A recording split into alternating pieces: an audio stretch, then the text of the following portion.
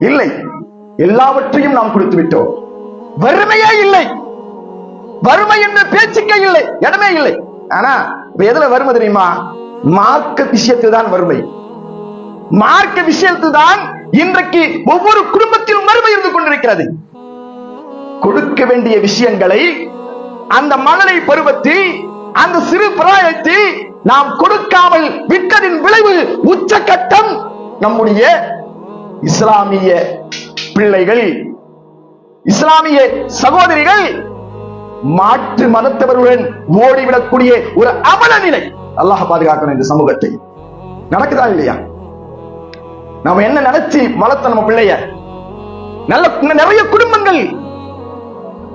நிறைய குடும்பங்கள் அப்படியே சீரழிந்து போயிருக்கிறது.